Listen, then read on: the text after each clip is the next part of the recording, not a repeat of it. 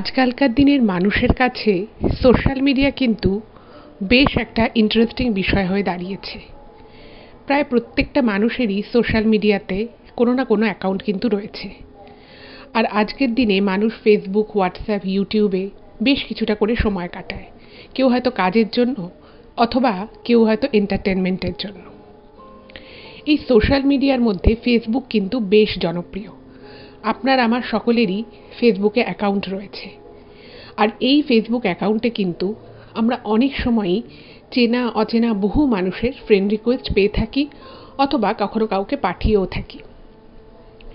এইরকমই friend request পাঠানো বা ফ্রেন্ড রিকোয়েস্ট আসা, এটা সকলের কাছে খুবই নর্মাল, সেটা আপনারাও জানেন।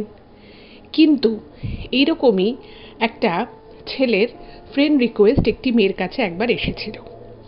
ও প্রথমে সে রিকোয়েস্টটা অ্যাকসেপ্ট করেনি।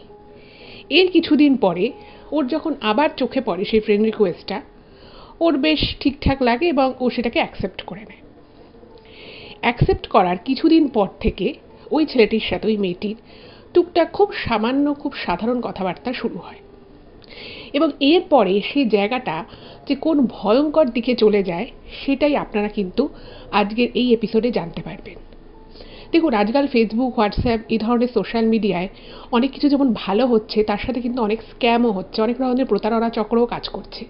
কিন্তু আজ আমি যে ঘটনাটা আপনাদেরকে বলবো, সেটা কিন্তু সম্পূর্ণ অন্য রকমের একটা ঘটনা।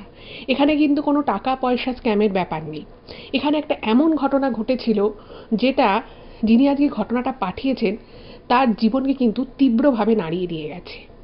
এবং যিনি আজকের ঘটনাটা পাঠিয়েছেন, যে এই ঘটনাটা উনি এর আগেও 5 বার লিখে পাঠানোর চেষ্টা করেছেন, কিন্তু কোনো না কোনো কারণের জন্য, কোনো না কোনোভাবে বাধা এসেছে, বিপত্তি এসেছে, এবং সেই জন্য উনি কখনো ইমেলটা কমপ্লিট করে সেন্ড করে উঠতে পারেননি। এবং অদ্ভুত বিষয় কি জানেন, আমি যেদিন প্রথম এই ইমেলটা পড়া শুরু করলাম, মানে আমার ল্যাপটপে কিন্তু যথেষ্ট পরিমাণ চার্জ ছিল, এবং আমার ল্যাপটপটা যথেষ্ট নতুনও। দুবার ল্যাপটপের শুধুভাবে চার্জ কিন্তু চলে যায়, যেখানে আমি তার কিছুক্ষণ আগেই চার্জ দিয়েছিলাম। আমি জানি না কেন এটা হয়েছে, এটা কোনো কোইন্সিডেন্ট কিনা, বাট সত্যিই কিন্তু অনেক রকমের বাধা এসেছে। এবং এই ভিডিওটা যখন আমি রেকর্ড করছি, তখনও কিন্তু অনেক রকমের বাধার সম্মুখীন অলরেডি আমি হয়েছি। এখন সবে আমি শুরু করছি এই রেকর্ডিংটা করা, জানি না আমি আরও পরবর্তীতে যখন ঘটনাটা বলবো, রেকর্ড করব, তখন কি বাধা আসবে। তো সকলকে বলবো, প্লিজ আপনারা চ্যানেলের এই ঘটনাটা মন দিয়ে শুনুন। অনেক কিছু আপনারা জানতে পারবেন। এবং সোশ্যাল মিডিয়াতেও যে এই ধরনের বিপদ, এই ধরনের ভয়ঙ্কর জিনিস যে ফাঁদ পেতে থাকতে পারে, সেটা হয়তো আমার আপনার কল্পনারই বাইরে ছিল। তো কেউ কোথাও যাবেন না, আমাদের চ্যানেলের সাথে থাকুন, পাশে থাকুন। নমস্কার শ্রোতা বন্ধুরা, ভূত ভগবান চ্যানেলে আপনাদের সকলকে অনেক স্বাগত। আশা রাখি সবাই খুব ভালো আছেন, আনন্দে আছেন, সুস্থ আছেন। আমাদের চ্যানেলে যে ঘটনাগুলো বলা হয়, সেগুলো যদি আপনাদের ভালো লাগে, তাহলে অবশ্যই চ্যানেলটাকে সাবস্ক্রাইব করবেন, ভিডিওগুলোকে লাইক করবেন। পুরো ঘটনাটা শোনার পর আপনাদের কেমন লাগলো সেই মূল্যবান মতামত জানাতে কিন্তু একদম ভুলবেন না। আর আপনাদের জীবনে বা আপনাদের পরিচিত কোনো মানুষের জীবনে যদি এরকম কোনো ভৌতিক, অলৌকিক, দৈবিক, অতিজাগতিক এরকম কোনো ঘটনা ঘটে থাকে, তাহলে সেগুলো কিন্তু আপনারা আমাদের কাছে লিখে পাঠিয়ে দিতে পারেন। তার জন্য আপনাদেরকে আমাদের চ্যানেলের ডেসক্রিপশানে যেতে হবে। দেখবেন সেখানে আমাদের ইমেল আইডি মেনশন আছে। সেই ইমেল আইডিতে ইমেল করে আপনারা আপনাদের সেই ঘটনা আমাদের কাছে কিন্তু অনায়াসেই পৌঁছে দিতে পারেন। একটা রিকোয়েস্ট করবো, যদি পসিবল হয়, কাইন্ডলি আপনারা আমাদের চ্যানেলের ভিডিওগুলোকে আপনাদের ফ্রেন্ড এবং ফ্যামিলির মধ্যে একটু শেয়ার করে দিন। কারণ আমরা এই চ্যানেলে আর 5টা সাধারণ মানুষের জীবনে ঘটে যাওয়া বিভিন্ন রকমের ভৌতিক, অলৌকিক, দৈবিক, অতিজাগতিক এই ঘটনাগুলোই বলে থাকি। তাই আমি মনে করি ঘটনাগুলো যদি আরও অনেক মানুষ শুনতে পারেন, তারা সেগুলো শুনে অনেক কিছু জানতে পারবেন, বুঝতে পারবেন, শিখতে পারবেন। তার ফলে তারা অনেক বেশি সতর্ক, সজাগ থাকতে পারবেন। তো চলুন বন্ধুরা, আমি আজকের ঘটনা আপনাদের সামনে উপস্থাপনা করা শুরু করছি। এখন আমি যে ঘটনাটা আপনাদের সামনে বলতে চলেছি, সেই ঘটনাটা যিনি পাঠিয়েছেন, তিনি কিছু সঙ্গত কারণের জন্য তার নিজের আসল নামটা প্রকাশ করতে বারণ করেছেন। এবং তিনি ইমেলে মেনশন করেছেন যেন আমি ঘটনাটা বলার সময় তাকে দীপা বলে সম্বোধন করি। তো অবশ্যই আমি এই ঘটনা যখন বলবো, যিনি ঘটনাটা পাঠিয়েছেন তাকে আমি দীপা বলেই সম্বোধন করছি। আর এখানে কিন্তু এমন কিছু বিষয় উনি মেনশন করেছেন, যেটা হয়তো আপনাদের শুনে মনে হতে পারে যে এরকম ঘটনা ঘটে নাকি বা এরকম ঘটনা আবার হয় নাকি। আমি বেশ কিছু ঘটনায় অনেক দু একটা কমেন্ট পাই যে এরকম ঘটনা ঘটে না, এগুলো বিশ্বাসযোগ্য নয়। দেখুন, একটা কথাই আমি শুধু বলবো যে কোনো একটা কিছু আপনার আমার সাথে ঘটেনি বলে যে অন্য কারোর সাথে ঘটবে না বা অন্য কেউ সেটাকে এক্সপিরিয়েন্স করেনি, সেটা কিন্তু আমরা বলতে পারি না। কারণ তার জায়গাটা তার জায়গায়, আমার জায়গাটা আমার জায়গায়। তো প্রত্যেকটি মানুষ আলাদা, তাদের জীবন আলাদা, তাদের সার্কামস্টেন্সেস আলাদা, তাদের লাইফ স্টোরি আলাদা। তো বুঝতেই পারছেন প্রত্যেকটা মানুষের কিন্তু জীবনের অভিজ্ঞতা সমান নয়। তাই দয়া করে এই ধরনের কমেন্ট না করলেই ভালো। কারণ যে যেটাকে ফেস করে সেটা কিন্তু তার কাছে চরমভাবে সত্যি, এবং সেটাই কিন্তু তার কাছে একটা বাস্তব অভিজ্ঞতা। এটুকুই বলার ছিল। আচ্ছা, প্রথমে আমি ঘটনা সম্পর্কিত কিছু কথা আপনাদেরকে বলে নিই, তাহলে আপনাদেরও ঘটনাটা বুঝতে সুবিধা হবে, আমারও আপনাদেরকে বোঝাতে সুবিধা হবে। দীপা নিজের সম্পর্কে যেটুকু জানিয়েছে আমি সেটুকু আগে আপনাদেরকে বলে নিই। সেটা হচ্ছে যে দীপা কমার্স নিয়ে গ্র্যাজুয়েশন কমপ্লিট করেছে, এবং তারপরে ও একটা কোম্পানিতে কিছুদিন চাকরি করে, এবং সেখানে চাকরি করাকালীনই ও যাতে ওর কেরিয়ারে বেটার অপরচুনিটি পেতে পারে সেই জন্য কম্পিউটারে কিছু প্রোগ্রামিংয়ের কোর্সে ও ভর্তি হয়। আচ্ছা, এবার এই ঘটনাটা যখন ওর জীবনে ঘটে তখন ও জাস্ট চাকরিটা ছেড়ে দিয়েছে, এবং যেহেতু যেখানে ও প্রোগ্রামিংয়ের যে কোর্সটা ছিল সেটা করার জন্য যেহেতু ওকে অনেকটা ট্রাভেল করে যেতে হতো, তো সেই জন্য চাকরিটা ছেড়ে দেয় এবং তখন শুধুমাত্র ওই কোর্সটাই করতো। এবার আর 5টা সাধারণ মেয়ের মতো ওরও কিন্তু ফেসবুকে প্রোফাইল ছিল। যথারীতি ও ফেসবুক ইউজ করতো, বন্ধুবান্ধব, তারপরে পরিজন পরিচিত লোক সবাই ওর ফেসবুকে রয়েছে। এবার স্বাভাবিকভাবেই যেরকম প্রতিটি মানুষের ফেসবুকে মাঝে মধ্যেই নতুন কিছু মানুষের ফ্রেন্ড রিকোয়েস্ট আসে, যাদের মধ্যে প্রচুর লোক চেনা থাকে, প্রচুর লোক অচেনা থাকে, তো সেরকমই ওর কাছেও একদিন একটা ফ্রেন্ড রিকোয়েস্ট আসে, এবং যে ফ্রেন্ড রিকোয়েস্টটা ওর অ্যাকাউন্টে আসে সেটা একটি ছেলের, মানে একটা ছেলের ছবি ছিল এবং নামটাও ছিল। তো এখানে ওই ছেলেটার নামটাও মেনশন করতে বারণ করেছে, তো সেই জন্য আমি মেনশন করছি না। তো একটা ছেলের ছবি দিয়ে একটা ফেসবুকে ফ্রেন্ড রিকোয়েস্ট আসে। এবার ও প্রথমে ফ্রেন্ড রিকোয়েস্টটা দেখে এবং ইগনোর করে, কারণ এরকম প্রচুর ফ্রেন্ড রিকোয়েস্ট আসে। এবার ও যেটা জানিয়েছে যে অনেক ক্ষেত্রে যেটা হয় যে কোনো ছেলে হয়তো কোনো ফ্রেন্ড রিকোয়েস্ট পাঠালো, ও মানে ওর আর কি যে অভিজ্ঞতা হয়েছে যে ও যদি সেটা অ্যাকসেপ্ট না করতো, তো অনেক সময় অনেক ছেলে মেসেঞ্জারে হাই হ্যালো আমি ফ্রেন্ড রিকোয়েস্ট পাঠিয়েছি অ্যাকসেপ্ট করতে পারো, এরকম নানা টাইপের মেসেজ আসে। এবার দীপা যেটা খেয়াল করে যে ছেলেটা ওকে ফ্রেন্ড রিকোয়েস্ট পাঠিয়েছে এবং ও সেটাকে অ্যাকসেপ্টও করেনি, ডিনাইও করেনি, তো ওটা অ্যাজ ইট ইজ ছিল। কিন্তু ওই ছেলেটার তরফ থেকে এরকম কোনো মেসেজ আসে না, এবং ছেলেটার প্রোফাইল দেখে যেটুকু বুঝতে পারে যে ছেলেটা একজন ডক্টর, মানে জাস্ট পাস আউট হয়েছে এরকম একজন ডক্টর। তো কিছুদিন পরে দীপা কী করে, ওই ছেলেটার ফ্রেন্ড রিকোয়েস্টটা অ্যাকসেপ্ট করে।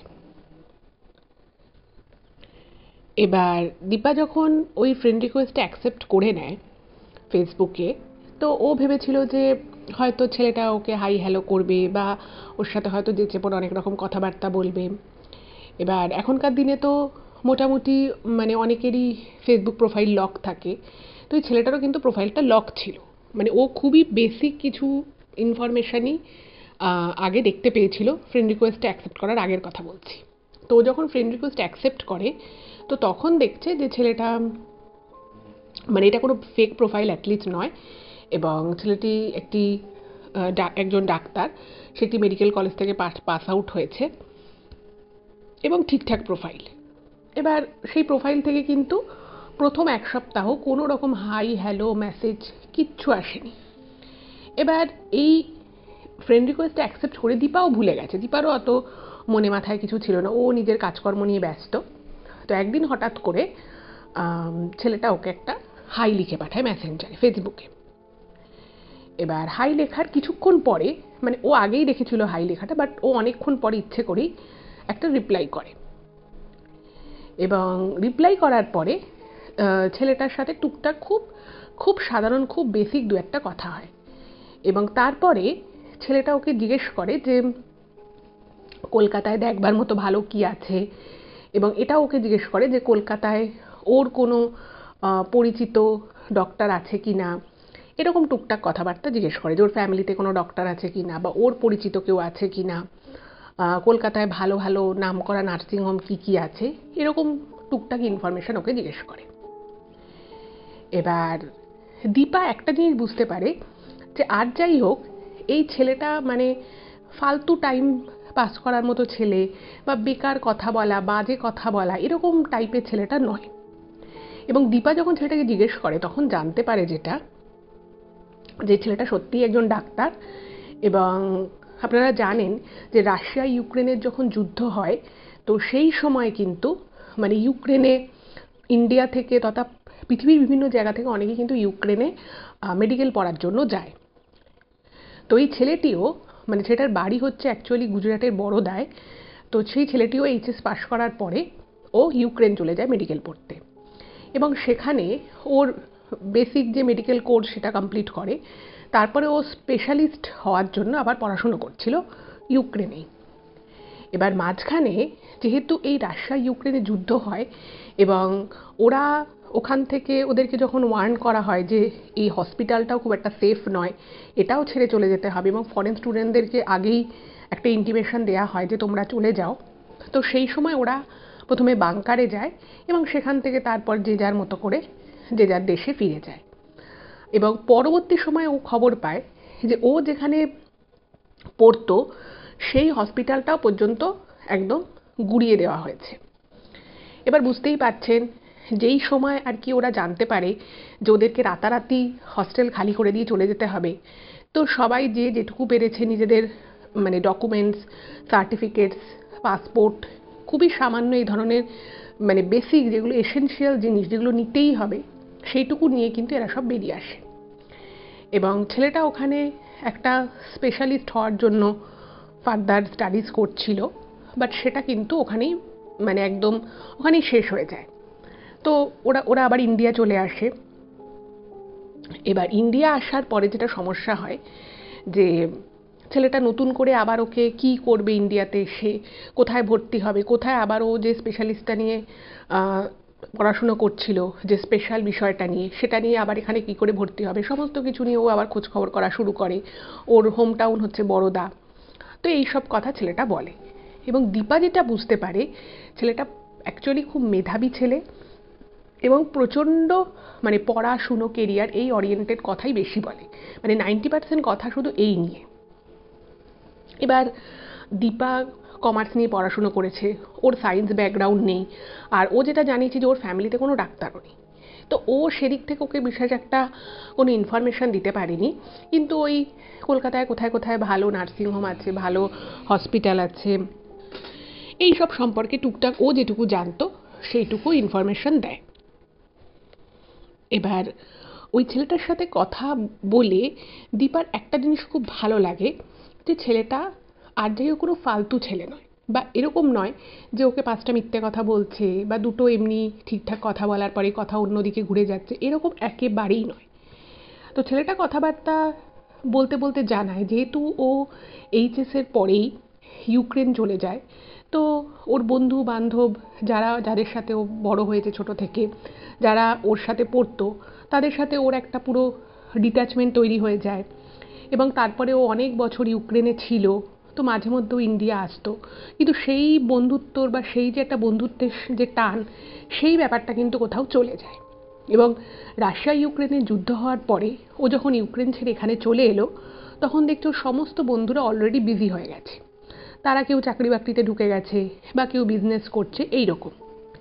এবং ছেলেটা জানায় যে এই মুহূর্তে ও নিজের কেরিয়ার নিয়ে সবথেকে বেশি মানে কনসেন্ট্রেট করে এবং ওর কোনো বন্ধু নেই, তো সেই জন্য ওর সাথে মানে টুকটাক আর কি কথা বলে। এবং এই সমস্ত কিছু দেখে শুনে দীপারও কিন্তু ছেলেটার প্রতি বেশ একটা ইন্টারেস্ট গ্রো করে, এবং অ্যাজ আ ফ্রেন্ড ওরা দুজনে কিন্তু মাঝে মধ্যেই ওই মেসেঞ্জারে কথাবার্তা বলতো। এবং এই কথা বলতে বলতে ছেলেটা জানায় যে ও কলকাতার দিকে কোনো বড় নার্সিংহোম বা কোনো প্রাইভেট হসপিটালে যাতে ও কাজে ঢুকতে পারে সেই জন্য চেষ্টা করছে। তো এরকম ও কিছু জায়গা ভিজিট করবে, যেখানে ও ইন্টারভিউ দেবে, এবং সব কিছু ঠিকঠাক থাকলে ও কলকাতাতে শিফট করবে। এবার দীপা যখন এই কথাগুলো শোনে, ওর বেশ ভালোই লাগে। আর বেশ কিছুদিন ধরে যখন ওর সাথে এভাবে মেসেঞ্জারে কথা হচ্ছে, তো দীপারও না ছেলেটাকে বেশ আস্তে আস্তে ভালো লাগে। কিন্তু ছেলেটার দিক থেকে সবসময় এই পড়াশুনো, কেরিয়ার, এই ওর মেডিকেল মানে এই জার্নিতেও কী কী দেখেছে, কী কী শিখেছে, এই বিষয়েও খুব কথা বলতো ছেলেটা। এই করে ওদের মধ্যে হোয়াটসঅ্যাপ নাম্বারের এক্সচেঞ্জ হয়, এবং তারপরে ওরা বেশিরভাগ সময় কিন্তু হোয়াটসঅ্যাপে ফোনে কথা বলতো। এবং দীপা যেটা জানায়, প্রথম 1-1.5 মাস ওরা শুধুমাত্র ফোনেই কথা বলতো, এবং শুধুমাত্র এইগুলো নিয়েই ওদের কথা হতো। দীপাকে জিজ্ঞেস করতো, তুমি কী নিয়ে পড়াশুনো করেছো, তুমি ভবিষ্যতে কী হতে চাও, কোন দিকে তোমার ইচ্ছে যাওয়ার, এবং ওকেও কিন্তু অনেক কেরিয়ার অ্যাডভাইস ছেলেটা দিত। এবং ও ইউক্রেনে কী করতো, সেখানকার জীবনযাত্রা কীরকম ছিল, সেখানে কী কী কাজের সুযোগ ছিল, সেই বিষয়েও কিন্তু ছেলেটা ভীষণ কথা বলতো। এবং এইভাবে কথা বলতে বলতে যেটা দীপা জানিয়েছে, যে ওর দিক থেকে কিন্তু ছেলেটার প্রতি একটা বেশ ভালো লাগা বা একটা হালকা দুর্বলতা টাইপের তৈরি হয়ে গেছিলো। মানে কোনো দিন কথা যদি না হতো বা কোনো দিন যদি ছেলেটা বিজি থাকতো, ও কিন্তু মানে ওর একটু মনটা খারাপ হয়ে যেত যে আজকে কথা হলো না বা এরকম। আর যেটা দীপাকে ছেলেটা জানিয়েছিল, যে ও সেই মুহূর্তে যেহেতু ও আরও হায়ার স্টাডিজ করতে চায় বা ও আরও অন্যান্য মানে বড় কিছু এক্সপ্লোর করতে চায়, বা অন্য কোনো বিদেশে, অন্য কোনো জায়গায়, অন্য কোনো কান্ট্রিতেও যেতে চায়, তো সেই জন্য ও নাকি বরোদাতে একটাই নার্সিংহোমের সাথে যুক্ত আছে। ও ইচ্ছে করলে নাকি আরও অনেক নার্সিংহোমের সাথে যুক্ত হতে পারে, বাট যেহেতু ওর নিজের মানে ওই নার্সিংহোমে ওকে 6-7 ঘন্টা টাইম অলরেডি দিতে হয়, তো তারপরে ও আর খুব বেশি প্রাইভেট চেম্বার করার ওর সেরকম ইচ্ছেও নেই, আর ও দরকারও পড়ে না। এবার এই সমস্ত কিছু শুনে দীপার কিন্তু ছেলেটাকে বেশ ভালো লাগে। তো এরকমভাবে বেশ কিছুদিন কেটে যায়, এবং তারপরে একদিন ছেলেটা জানায় যে ও কলকাতার 3টে বড় প্রাইভেট হসপিটালে ও ইন্টারভিউ দিতে আসবে, এবং সেটার জন্য অবভিয়াসলি ওকে কলকাতায় আসতে হবে। এবং দীপাকে বলে যে তুমি তো একটা মেয়ে, যদি তুমি আমার ছেলে বন্ধু হতো হয়তো আমি তোমাকে বলতাম একবার দেখা করার জন্য। এবার দীপা তখন একটু অবাক হয়ে যায়। ও বলে যে তাতে কি হয়েছে, আমি তো আমার বন্ধু বান্ধবদের সাথে অনেক বেরোই, ঘুরতে যাই, খেতে যাই, মজা করি, কোনো ব্যাপার না। তো তুমি যদি চাও আমি আসতে পারি। এবং কলকাতায় তুমি জিজ্ঞেস করছিলে যে ভালো ভালো কী কী দ্রষ্টব্য জায়গা আছে, কারণ এর আগে ছেলেটা কখনো কলকাতা আসেনি। বলছে আমি তোমাকে গাইড করতে পারি। তো ছেলেটা বলে যে ঠিক আছে, তোমার যদি কোনো সমস্যা না থাকে, তোমার যদি বাড়িতে কোনো প্রবলেম না থাকে, তাহলে তুমি একদিন আসতে পারো।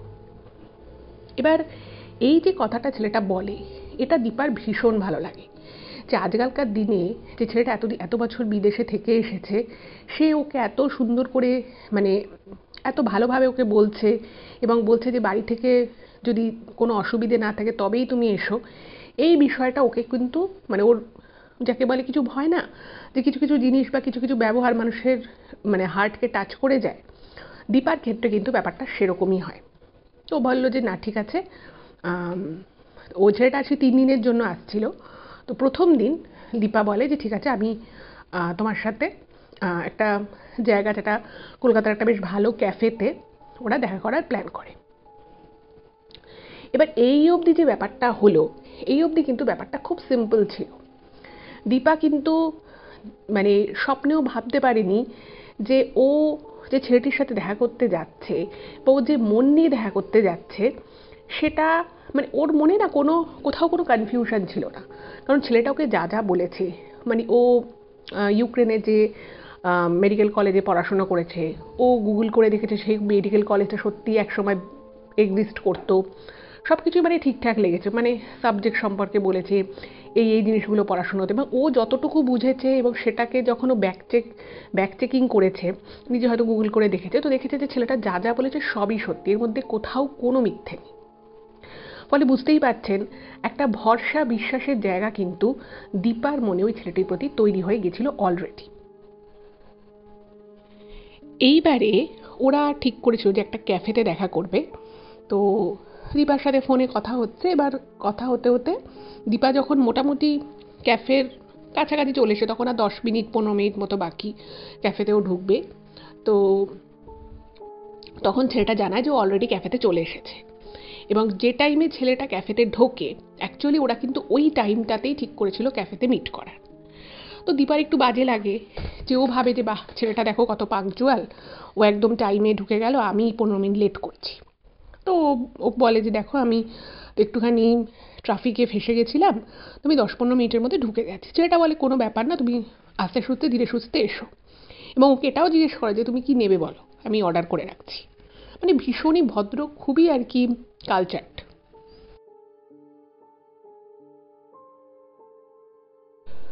ওরা ক্যাফেতে প্রায় 2 ঘন্টা মতো থাকে, অনেক কথা বলে। ছেলেটা বাংলা বলতে পারতো না, তো দীপা হিন্দিতেই কথা বলে, ও হিন্দিটা ভালো বলতে পারে। তো অনেক কথা হয় এবং ছেলেটা সমস্ত কিছু অর্ডার করে একদম টেবিলে রেডি রেখেছিল। ও আসার পরে ওরা খাওয়া দাওয়া করে, গল্প করে। এবং ওই ছেলেটি জানায় দীপাকে যে যখন ও মানে বহুদিন আর কি ইউক্রেনে ছিল, তো যখন ও মাঝে মধ্যে বছরে একবার করে দেশে ফিরতো, তো অনেক বন্ধু বান্ধবদের জন্য অনেক জিনিসপত্র আনতো ওখান থেকে, ফ্যামিলির লোকজনের জন্য আনতো। তো তখন বলছে যে আমি একটা এমন পজিশনে এসেছিলাম, তোমার সাথে আমার আগে তো আলাপ ছিল না, নাহলে ওখানে এই পাওয়া যায় খুব ভালো, ওখানে এই জিনিসগুলো খুব সুন্দর। তো এরকম বলতে বলতে ছেলেটা ওকে বলে যে তোমাকে আমি একটা জিনিস দেবো, তুমি খাবে? তখন ও বলছে হ্যাঁ, কী দেবে তুমি? তুমি তো অনেক কিছুই অলরেডি অর্ডার করেছো।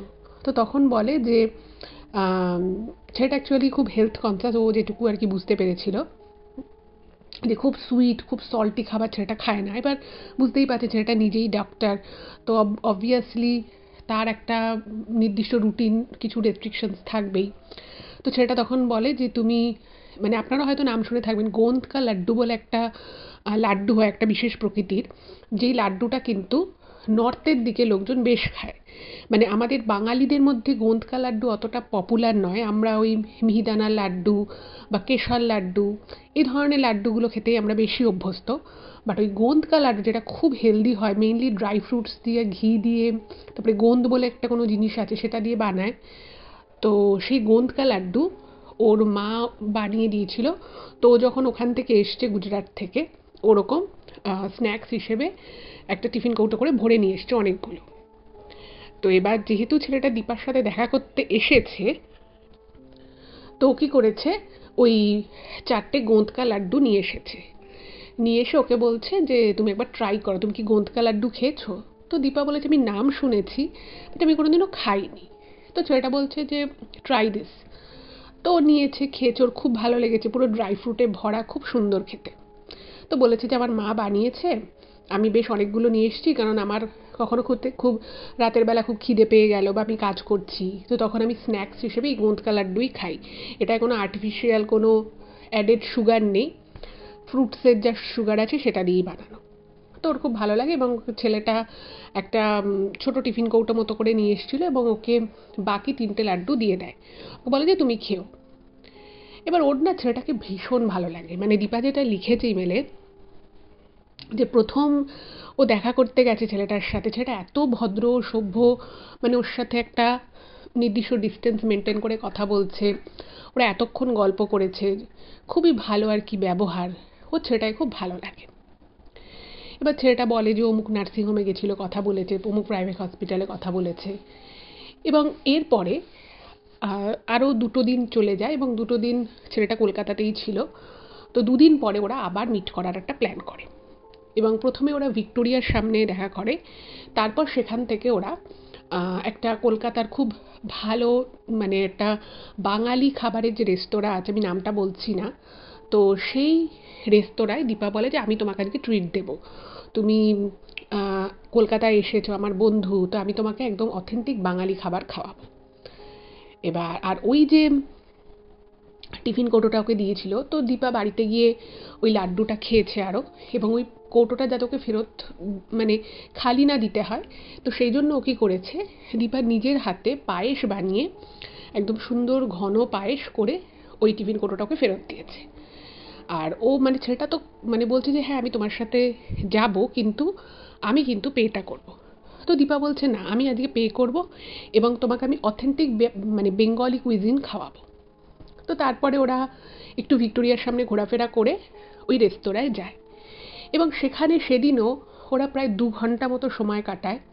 এবং ভীষণ ভালো একটা, মানে একটা বন্ধু আর একটা বন্ধুর সাথে যেভাবে কথা বলে মন খুলে সমস্ত বিষয় নিয়ে আলোচনা করে, তার কেরিয়ার, তার পছন্দ অপছন্দ সেই জিনিসগুলো নিয়ে। তো সেই রকমই ওদের দুজনের মধ্যে কথাবার্তা হয়। এবং দীপাও বুঝতে পারে যে ছেলেটাও ভীষণ ভালো, কোনো মনের মধ্যে কোনো প্যাচ নেই, যা সত্যি তাই বলছে। এবং ছেলেটাকে দেখতেও খুব সুন্দর। শুধু ও ফেসবুকে যে ছবিটা দেখেছিল সেই ছবিটায় ছেলেটাকে একটু হেলদি, একটু মোটাসোটা লাগছে, বাট অ্যাকচুয়ালি যখন ও ছেলেটাকে দেখে তখন দেখছে ছেলেটা অতটা মোটাসোটা নয়, রোগার উপরেই। এবং ওর ব্যবহার, ওর কথাবার্তা এত ভালো যে দীপার সত্যিকারেরই, যেটা ও লিখেছে ইমেলে, তো সেটাই খুব ভালো লাগে।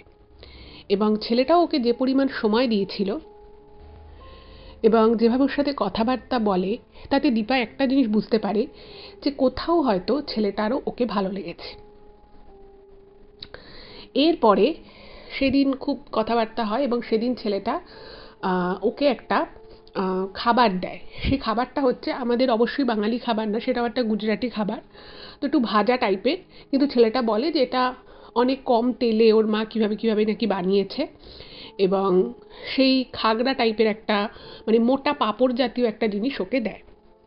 এবং ওর এত ভালো লাগে জিনিসটা যে ওর মানে খুব মনটা খুশি হয়ে যায় যে একটা ছেলে বিদেশে পড়াশুনো করেছে, ডাক্তার, কিন্তু তার মধ্যেও এত একটা হোমলি ব্যাপার রয়েছে যেটা ওকে খুব ভালো লাগে। আর এটা ছাড়া ছেলেটা ওই দিনের পর দিন আর কি ছেলেটা আবার গুজরাটে ব্যাক করে যাবে। এবং ছেলেটা জানায় যে যদি ওর কলকাতায় 2-3টে জায়গায় কাজ হয়ে যায় তাহলেও একবারে কলকাতা শিফট করে যাবে। তো অবভিয়াসলি ওই দিনটা একটু হলেও দীপার মনটা খুব খারাপ হয়ে যায় যখন ছেলেটা চলে যাবে বলে। তো ছেলেটা ওকে বলে যে তোমাকে আমি একটা জিনিস দেবো, তুমি নেবে? তখন দীপা বলছে কি জিনিস? তো তখন ছেলেটা একটা অদ্ভুত জিনিস ওকে গিফট করে এবং জানায় যে এই জিনিসটা ও অনেক দিন আগে যখন ও ইউক্রেনে ছিল সেই সময় ও নিজে জাস্ট কিনেছিল, মানে ওর ভালো লেগেছিল তাই ও কিনেছিল। একটা ইউক্রেনের একটা ভিলেজে ওরা ঘুরতে গেছিল এবং সেখানে খুব ছোট ছোট, মানে খুব ছোট আর কি গোলাপ হয়, যেগুলো ছোট জাতের গোলাপ। তো সেই অরিজিনাল একটা গোলাপকে সেটার মধ্যে মোমের একটা আস্তরণ দিয়ে একটা কাঁচের মধ্যে, একটা ছোট্ট কাঁচের বাক্সের মধ্যে ওটাকে পুরো সিল করে বাঁধিয়ে রাখার মতো করে করা রয়েছে।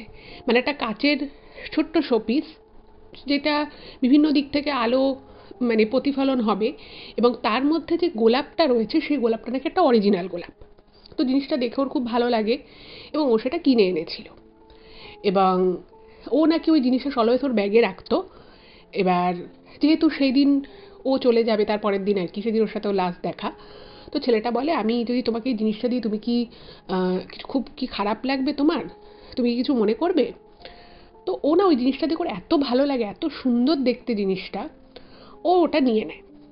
এবং যেহেতু ছেলেটির ব্যবহারেও দীপা বুঝতে পারে যে ছেলেটা ওকে খুব কেয়ার করছে এবং সত্যিকারের একটা বন্ধুত্ব বা বন্ধুত্বের থেকেও খানিকটা বেশি কিছু যে রয়েছে, সেটা কিন্তু দীপা বুঝতে পারে। এবং স্বাভাবিকভাবেই দীপারও যেহেতু ছেলেটিকে ভালো লেগেছিল, ওর কথাবার্তা ব্যবহার, তো দীপাও কিন্তু খুব খোলা মনে, খুব ভালো মনে কিন্তু এই গিফটটাকে অ্যাকসেপ্ট করে। এবং দুজনে অনেক গল্প আড্ডা হয় এবং ছেলেটা জানায় যে পরের দিন সকালবেলা ও ফ্লাইটে করে আবার গুজরাট ব্যাক করে যাবে।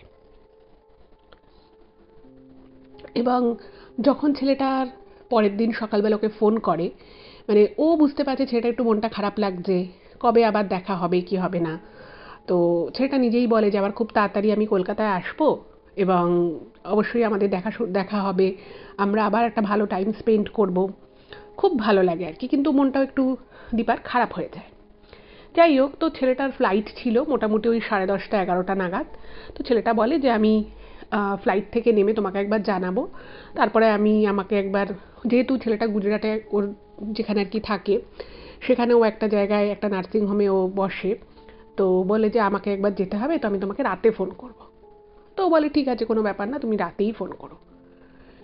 এবার সত্যি বলতে এই যে সময়টুকু দীপা ওই ছেলেটার সাথে যে কথা হলো, বা এই যে এতদিন ধরে যে ওদের মধ্যে কথা হয়েছে, এই দুদিনের দেখা, পুরোটাই কিন্তু ওর কাছে একটা পুরো সুন্দর স্বপ্নের মতো একটা সময় ছিল। এইবারে দীপা কিন্তু এই সময় অবধিও জানতো না যে ওর জীবনে ঠিক কী অপেক্ষা করছে। ঠিক এর পরে ও রাত অবধি ওয়েট করছে যে ছেলেটা ফোন করবে, কিন্তু ছেলেটা সেদিন ফোন করে না। তো ও 2-3টে মেসেজ করে এবং মেসেজগুলো কিন্তু ডেলিভার হয়, বাট ও সিন করে না হোয়াটসঅ্যাপে। এবার যেহেতু ছেলেটা বাই প্রফেশন ডক্টর এবং ছেলেটা বলেছিল যে অনেক সময় কি হয় যে যেহেতু ডাক্তারদেরকে পেশেন্ট নিয়ে কাজ করতে অনেক সময় কি হয়, যে সময় হসপিটাল বা নার্সিংহোম থেকে বেরোনোর কথা সেই সময় বেরোনো যায় না, অনেক ইমার্জেন্সি ব্যাপার চলে আসে, এছাড়াও অনেক কাজকর্ম থাকে। তো ও ভাবলো যে না, আমি মানে ওকে বারবার মেসেজ করব বা বারবার ফোন করব রাতের বেলা, এটা খুব একটা ভালো দেখায় না। আর ও এখান থেকে বেশ কিছুদিন এখানে ছিল, এখান থেকে ডাইরেক্ট ও কাজের ওখানে ঢুকেছে, তো ওকে ফোন করাটা হয়তো ঠিক দেখাবে না। কারণ বেশিরভাগ সময় কিন্তু ছেলেটাই মানে ফোন করতো, ছেলেটাই টাইম বলতো যে আমার এই টাইমে ডিউটি শেষ হবে, তো আমি তোমাকে ফোন করব। তো সেই জন্য দীপা না মানে ভেবেও ও আর ফোনটা করেনি যে ঠিক আছে আমি ওকে মেসেজ করলাম, নিশ্চয়ই ও কাজে বিজি আছে, পরে নিশ্চয়ই দেখবে বা আমাকে নিশ্চয়ই রিপ্লাই করবে। তো ওয়েট করতে করতে রাতের বেলা ঘুমিয়ে পড়ে। এইবারে ও সকালবেলা যখন উঠেছে, তো ঘুম থেকে উঠেই ওর ব্যাপারটা মনে পড়েছে যে আরে ও তো কালকে রাতে ফোন করলো না। এবার সঙ্গে সঙ্গে দীপা নিয়ে মোবাইলটা চেক করছে যখন, তখন দেখছে যে ছেলেটা কোনো মেসেজ করেছে কিনা বা কিছু, এখান থেকে জার্নি করে গেছে, শরীর টরীর খারাপ হলো কিনা। তো ও দেখছে যে ওর মেসেজগুলো সেই যে রাতের বেলা ও লাস্ট দেখেছিল যে জাস্ট মেসেজটা ডেলিভার হয়েছে সেই কন্ডিশনেই আছে, মানে মেসেজটা আর রিড করেনি। এবার এই যে 2 মাস ধরে ছেলেটার সাথে যে কথাবার্তা হয় বা ছেলেটার সাথে যে 2 মাস না 3 মাস মতো হয়েছিল, তো 3 মাস ধরে যে ছেলেটার সাথে কথাবার্তা হয়, তো এরকম কখনো হয়নি যে ও একটা মেসেজ করেছে আর ওভারনাইট মেসেজটা রয়ে গেল কিন্তু ছেলেটা কোনো রিপ্লাই করেনি বা ছেলেটা সিনও করেনি, এরকম কখনো হয়নি। এবার এই সব দেখে না দীপার একটু অদ্ভুত লাগে। ওর মনে হয় যে ব্যাপারটা কি হলো, ও কি ইচ্ছে করে আমাকে রিপ্লাই করলো না, নাকি ওর শরীর টরীর খারাপ হলো বা কিছু একটা, কি ব্যাপার। তো ও না দেখছে যে না তাহলে ওকে একটা ফোন করি, তো সঙ্গে সঙ্গে একটা ফোন করেছে। এবার হোয়াটসঅ্যাপে যখন কল করেছে দেখছে কিছুই হচ্ছে না, মানে কোনো রিংও হচ্ছে না, কিছুই না, কিছু বলছেও না, কিছুই হচ্ছে না। তো সঙ্গে সঙ্গে ও 2-3টে টেক্সট করেছে। এবার ও দেখছে যে একটা মেসেজও ডেলিভার হচ্ছে না। এবার ওর একটু অদ্ভুত লাগছে, কি হলো ব্যাপারটা, কোনো মেসেজ ডেলিভার হচ্ছে না কেন।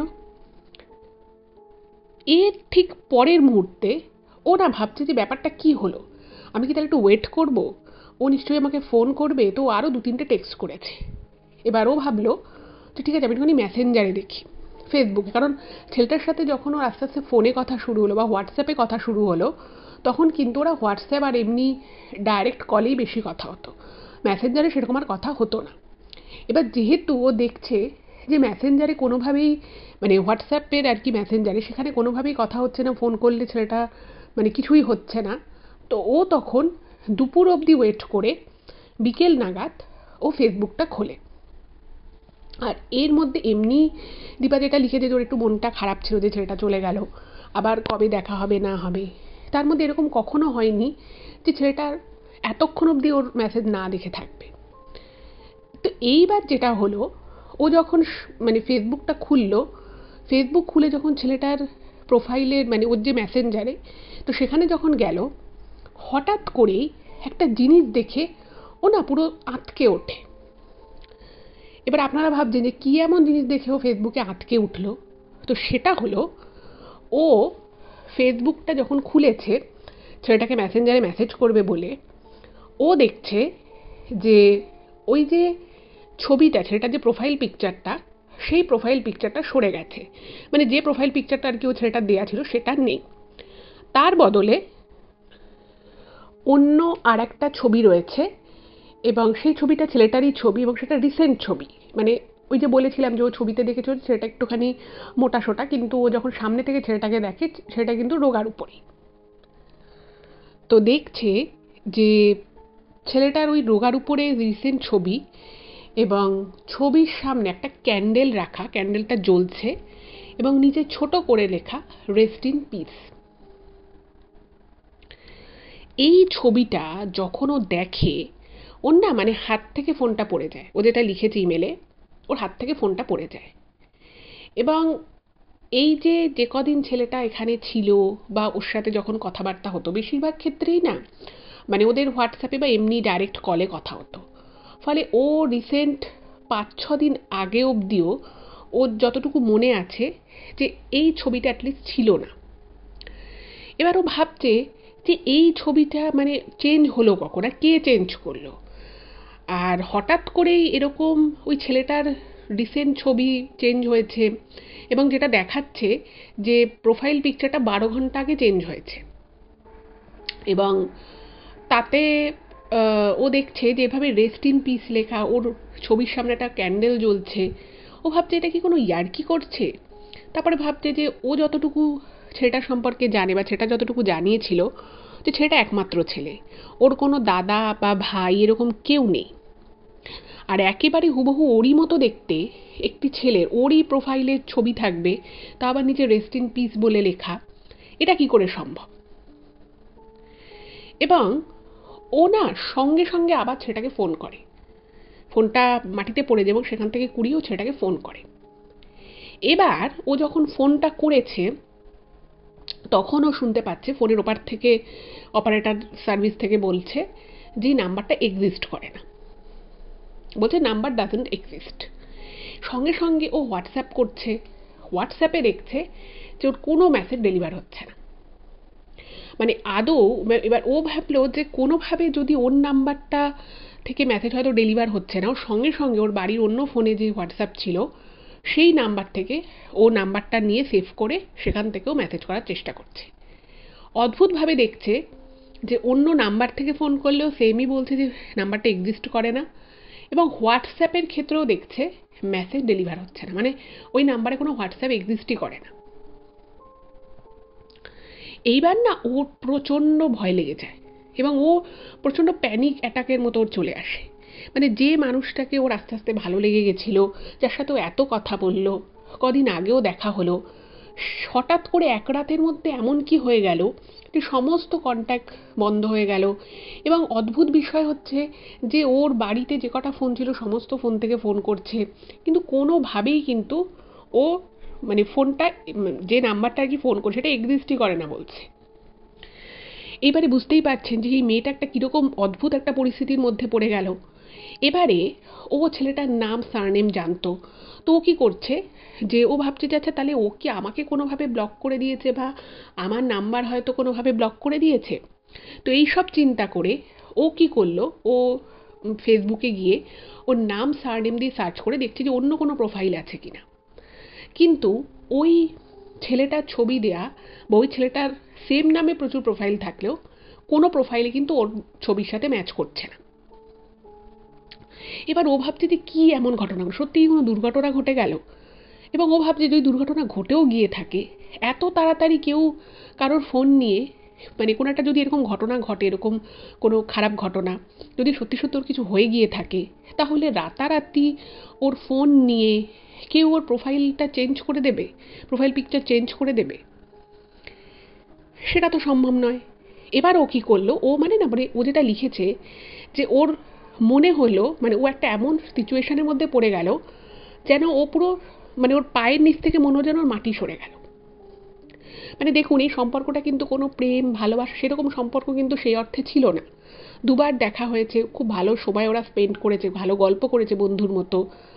ওদের মধ্যে মানে একটা দুটো বন্ধুর মধ্যে যেরকম কথাবার্তা হওয়া উচিত সেরকম কথাবার্তাই হয়েছে, কিন্তু একে অপরের প্রতি কেয়ার, একে অপরের প্রতি একটা ভরসার জায়গা যেন তৈরি হয়ে গেছিল এই 3 মাসে। সেই জায়গাটা থেকে হঠাৎ করে যখন সমস্ত কমিউনিকেশন বন্ধ হয়ে গেল, কোনো রকম কোনো ও কিছু ক্লু পাচ্ছে না। ও যেটা লিখেছে যে ও খাওয়া দাওয়া ভুলে গেল, ও খাওয়া দাওয়া ভুলে গেল।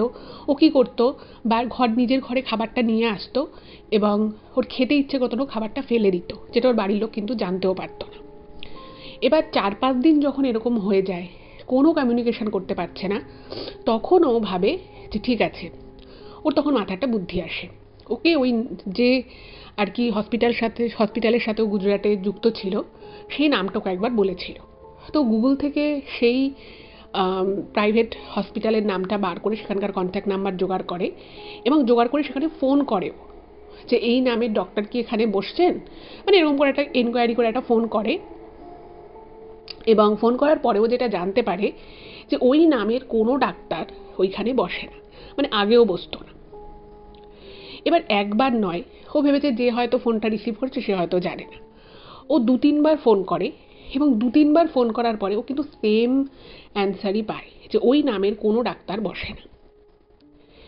এরপরে ওর যেটা হলো, ওর মানে একটা মনে হলো ও প্রচণ্ড একটা ডিপ্রেশনে আস্তে আস্তেও চলে গেল। এবং যেটা দীপা জানিয়েছে যে এই রকম একটা ডিপ্রেশনে, মানে মাত্র 3 মাসের পরিচিত ছেলেটা, মাত্র 2 দিন দেখা হয়েছে, ওদের মধ্যে ফর্মাল সেরকম কোনো রিলেশনশিপ ছিল না, তারপরেও যে ওর উপরে এই বিষয়টার এতটা গভীর প্রভাব পড়তে পারে এটা কিন্তু নিজেই স্বপ্নে কোনোদিনও কল্পনা করতে পারেনি। এবার ও কি করলো, বিভিন্ন রকমভাবে কোনো না কোনো মানে কোনো না কোনো থ্রুতে ও ওর সাথে যোগাযোগ করার সমস্ত চেষ্টা চালাতে লাগলো। যেরকম ও ওখানে অন্য কোনো প্রাইভেট হসপিটালে সেখানে নাম্বার নিয়ে সেখানে ফোন করে যোগাযোগ করে ও সেম প্রশ্ন করতো যে এই নামের ডাক্তার ওখানে বসে কিনা। তো সেখান থেকেও বলতো যে না, এই নামের কোনো ডাক্তার নেই। আবার কিছুদিন পরে আর একটা কোনো নার্সিংহোমে গুজরাটের, সেখানে এরকম নাম্বার জোগাড় করে সেখানেও ফোন করতো। মানে পুরো পাগলের মতো ও গুজরাটের বিভিন্ন জায়গার প্রাইভেট হসপিটাল নার্সিংহোমের ফোন করে করে ওর নাম বলতো যে এই ডাক্তার এখানে বসে কিনা। এবং যেখানেই ফোন করতো সেখান থেকেই কিন্তু ও নেগেটিভ কথাই শুনতো। সবাই বলতো যে না, এই নামের কোনো ডাক্তার এখানে বসে না। এরকম করে যখন দিন 15 চলে গেল, ও না মানে পুরো পাগলের মতো হয়ে গেল এবং দিন দিন ওর শরীর খারাপ হতে লাগলো। এবার ও যে খাওয়া দাওয়া করতো না, অবভিয়াসলি সেটাও শরীরের উপর একটা প্রভাব ফেলা শুরু করলো এবং এর থেকে কিন্তু শরীর খারাপ হয়ে গেল। ও যেখানে প্রোগ্রামিংয়ের জন্য ক্লাসে ভর্তি হয়েছিল, একটা ইনস্টিটিউশনে যেত, সেইখানে যাওয়া ওর পুরোপুরি বন্ধ হয়ে গেল। ওর বাবা জিজ্ঞেস করছে, ওর মা জিজ্ঞেস করছে তোর কী হয়েছে, কী সমস্যা, ও কিছুই বলতো না। ও শুধু বলতো আমার ভালো লাগছে না। এবং বাড়িতে কেউ কিছু সামান্য বললেও প্রচণ্ড চিৎকার চেঁচামেচি করতো, মেজাজ প্রচণ্ড গরম থাকতো। ও নিজের সারাটাক্ষণ ঘরে নিজেকে বন্দি করে রাখতো, কোথাও বেরোতো না, কোনো বন্ধুবান্ধবের সাথে দেখা করতো না। একটা অন্যরকম মানুষও আস্তে আস্তে হয়ে যেতে লাগলো। এদিকে যেটা হলো, প্রত্যেক দিন রাতের বেলা প্রথম কথা হচ্ছে ওর ঠিকমতো ঘুম আসতো না, মানে শুলে ওর ঘুম আসতে মোটামুটি ওই 2:30-3টে বেজে যেত। এবার ওই 2:30-3টে নাগাদ যখন ওর ঘুমটা আলটিমেটলি আসতো, তখন ও হয়তো ঘুমোতে পারতো আধা ঘন্টা থেকে 40 মিনিট। ঠিক ওর ঘুমানোর আধা থেকে 40 মিনিট পরে একটা ভয়ঙ্কর জিনিস ওর সাথে হওয়া শুরু হলো। ও ঘুমোতো এবং সারাদিন সারা রাত হয়তো কান্নাকাটি করলো, প্রচণ্ড রকমভাবে বিভিন্ন জায়গায় গুগলে সার্চ করছে, অন্যান্য যে সোশ্যাল মিডিয়া যে হ্যান্ডেলগুলো রয়েছে সেগুলোই চেক করছে ওই নামে ওর কোনো প্রোফাইল পাওয়া যায় কিনা, কোনোভাবে যোগাযোগ করা যায় কিনা। যখন সমস্ত চেষ্টা করেও বৃথা হয়ে যেত, ওরকম 2:30-3টে বেজে যেত ওর ঘুমোতে। এবার ঘুমিয়েছে, ও হয়তো মোটামুটি তন্দ্রাচ্ছন্ন হয়ে গেছে, ঠিক সেই মুহূর্তে ওর মনে হতো ওর চুলের মুঠিটা যেন পিছন থেকে কেউ ধরে একবার জোরে ঝাঁকিয়ে দিল কেউ, এবং সঙ্গে সঙ্গে ওর কিন্তু ঘুমটা ভেঙে যেত। এবং ঘুমটা ভেঙে গিয়ে যখন ও ধড়পড়িয়ে উঠত, ও দেখত যে ওর ঘরের মধ্যে কীরকম একটা কুণ্ডলীকৃত, মানে ও যেটা মানে ইমেলে ঠিক যেভাবে লিখেছে আমি সেভাবেই আপনাদেরকে বলছি। আমরা যেরকম ঘরের মধ্যে মানে জিনিসপত্র রাখি, আমাদের ঘরে যেমন বেডরুমে ধরুন কারোর টেবিল রয়েছে, খাট রয়েছে, কি কারোর হয়তো একটা চেয়ার রয়েছে, এবং আকাশে আমরা যেরকম কুণ্ডলীকৃত মেঘ দেখি, ওর মনে হতো ওর ঘরের মধ্যে ওর খাট ছাড়া যেন আর কিচ্ছু নেই। যে খাটে ওর শুয়ে আছে সেই খাটটা রয়েছে, আর পুরো ঘরের মধ্যে ওর মনে হতো কালো কালো মেঘের মতো কিছু একটা রয়েছে। এবং এই জিনিসটা যখন ওর মানে ওর সাথে হওয়া শুরু হলো, তখন কিন্তু সপ্তাহে 2-3বার এরকম ঘটনা ঘটতো যে ও শুয়ে থাকতো এবং হঠাৎ করে ওর মনে হতো কেউ চুলের মুঠিটা জোরে কেউ টেনে নিল, এবং ঘরের মধ্যেও কোনো জিনিসপত্র দেখতে পেত না, শুধু মনে হতো যেন ঘরের মধ্যে কালো কালো মেঘ রয়েছে। এবং এটা কিছুদিন হওয়ার পরে যখন ও পুরো পাজলড হয়ে গেল, মানে কিছু বুঝতে পারছে না, কিছু দেখতে পাচ্ছে না, বাড়িতেও কাউকে বলতে পারছে না, এর কিছুদিন পর থেকে এর সাথে একটা নতুন জিনিস হওয়া শুরু হলো। সেটাও কিন্তু যথেষ্ট ভয়ঙ্কর ছিল। যেটা ও লিখেছে যে ও মাঝে মধ্যেই কি হতো, ওর রাতের বেলা খুব সর্দি হয়ে যেত। মানে সারাদিনে কোনো সর্দি নেই, কিছু নেই, রাতের বেলা ওর খুব সর্দি হতো, খুব হাঁচি হতো। এবং কখনো হয়তো এরকম মনে হলো চুলের মুঠিটা কেউ ধরে নাড়িয়ে দিল, কখনো মনে হতো যে ওর একটা পা কেউ প্রচণ্ড জোরে খুব শক্ত হাতে পাটা ধরে কেউ মচকে দেওয়ার চেষ্টা করলো। এবং স্বাভাবিকভাবেই এগুলোর পরে ওর ঘুমটা ভেঙে যেত এবং তারপরে ওর প্রবল হাঁচি হতো। এবং যখন হাঁচি হওয়া শুরু হলো, সেই হাঁচির সাথে সাথে না নাক দিয়ে যেরকম মানুষের খুব কনজেশন হলে একটা জল মতো বেরোয়, ওর কীরকম একটা কালো কালো জিনিস বেরোতো। এবং যেটা দেখে ও প্রথমে প্রচণ্ড ভয় পেয়ে যায়। ও ভাবছে যে এটা কী হচ্ছে আমার সাথে। যাই হোক, ও কাপড় দিয়ে হোক বা কাগজ দিয়ে হোক সেটাকে পরিষ্কার করতো। এবং যা হতো ওই রাতের বেলাটুকুই হতো, দিনের বেলা কিন্তু এমনিতে সম্পূর্ণ সুস্থ থাকতো। এই রকম যখন কালো কালো জিনিস ওর নাক থেকে বেরোনো শুরু হলো, তখন না ও মানে প্রচণ্ড প্রথমে ভয় পেয়ে যায় এবং খুব ঘাবড়েও যায়। তো স্বাভাবিকভাবে একদিন ওর মাকে কথাটা বলে যে আমার এরকম নাক দিয়ে এরকম কালো কালো মতো কীরকম হচ্ছে। তো ওর মা বলেছে যে ঠিক আছে, এরপর হলে তুই দেখাবি, তাই তোকে ডাক্তারের কাছে নিয়ে যাব। তো যাই হোক, রাতের বেলা যখন এই জিনিসটা হতো, তখন কিন্তু কাউকে ডেকে দেখাবে বা ওর মাকে যে বলবে, সেই জায়গাটা কিন্তু হতো না, মানে সেটা সেই সুযোগটাও পেত না। এইবারে ও ভাবলো যে ঠিক আছে, যা হচ্ছে হোক, কিন্তু ওর জীবনের তখন একটাই মূল লক্ষ্য হয়ে দাঁড়িয়েছিল যে যেভাবেই হোক ওকে ছেলেটার সাথে একবার দেখা করতে হবে। বা কেন ছেলেটা, সত্যি কি ছেলেটার কি কিছু হয়ে গেছে, বা কেনই বা ওর প্রোফাইলটা এরকম হয়ে গেল। এবং আরও একটা যেটা খুব গুরুত্বপূর্ণ পয়েন্ট, সেটা হচ্ছে ওই যে ও দেখেছিল যে ছেলেটার ছবির সামনে একটা মোমবাতি রেস্ট ইন পিস লেখা, ঠিক তার দুদিন পরে কিন্তু এই প্রোফাইলটাও বন্ধ হয়ে যায়, মানে পুরো ডিলিট হয়ে যায় ফেসবুক থেকে। এবার যেটা হলো, ও পুরনো নতুন কোনো ছবি আর ছেলেটা দেখতে পাচ্ছে না। ইভেন ও কথাবার্তার ছলে ওর একটা বন্ধুর ফোন থেকে নিয়ে তার ফেসবুক থেকেও কিন্তু ওর প্রোফাইলটা বার করার চেষ্টা করে, কিন্তু তখনও দেখে যে এই প্রোফাইলটা আর এক্সিস্টই করে না। মানে ওকে শুধু ব্লক করে দিয়েছে, ও প্রথমে সেটা ভাবে, কিন্তু তারপরে দেখছে যে প্রোফাইলটা আর এক্সিস্টই করছে না। এবার ওর না মানে প্রচণ্ড রকমভাবে ও একটা মানসিক কষ্টের মধ্যে পড়ে যায়। মানে ও এটাও বিশ্বাস করতে পারছিল না যে হয়তো ছেলেটা মানে আমার সাথে ফ্রড করেছে, বা ছেলেটা হয়তো আমাকে অপছন্দ করছে, সেটা যেমন ও মনে মনে ভাবতে পারে না, আবার ও এটাও মেনে নিতে পারে না যে ছেলেটার কি সত্যি কিছু হয়ে গেছে, সেটা কি আর পৃথিবীতে নেই, এটাও কিন্তু মেনে নিতে পারে না। বা এটা যে হতে পারে সেটাও ও কিন্তু পুরোপুরি বিশ্বাস করতে পারে না, কারণ ওর মনে হয় যে এই ছবিটা, মানে ওই যে ও দেখেছিল যে 12 ঘন্টা আগে ছেলেটার প্রোফাইল পিকচার চেঞ্জ হয়ে গেছে, এটাও কোনোভাবে মেনে নেওয়াটা সম্ভব না। কারণ কোনো ছেলের সাথে যদি এরকম ঘটনা ঘটে, তার ফোন নিয়ে তার বাড়ির লোক ওই রকম একটা সিচুয়েশানে সে আগে প্রোফাইল পিকচার চেঞ্জ করবে না। তো এটা যে কী ঘটছে, কেনই বা ঘটলো, ও কিছুই বুঝতে পারে না। কিন্তু ও প্রত্যেকটা রাতে ওর সাথে কিন্তু এই ধরনের অস্বাভাবিক বিষয় শুরু হলো। কখনো ওর প্রচণ্ড জোরে এমন করে কেউ চুলটা টানতো, মনে হতো যেন খুব রাগে আক্রোশে কেউ ওর চুলটা টানছে। আবার যেদিন মনে হতো যে ওর হাতটা ধরে বা ওর পা ধরে কেউ ঝাঁকিয়ে দিয়ে পা বা হাতটাকে মচকে দেওয়ার চেষ্টা করছে, তখনও কিন্তু খুব ব্যথা পেত। কিন্তু ঘরের মধ্যেও কাউকে দেখতে পেত না। শুধু কাউকে দেখতে পেত না তা নয়, ওই যে বললাম যে ঘরের মধ্যেও যে খাটে শুয়ে থাকতো, সেই খাট ছাড়া অন্য কোনো ফার্নিচারও দেখতে পেত না। আর মাঝে মধ্যে কিন্তু ওর নাক থেকে ওরকম কালো কালো জলের মতো কী সব পড়তো। যাই হোক, তো একদিন ওর মাকে এগুলো বলার পরে আবার একদিন যখন বলল, তো ওর মা বললো যে ঠিক আছে, তোকে দিয়ে ডাক্তারের কাছে যাব। যাই হোক, তো ডাক্তারের কাছে গেল, ডাক্তারবাবু কিছু টেস্ট দিলেন, কিন্তু সেই টেস্টে কিন্তু কিচ্ছু এলো না।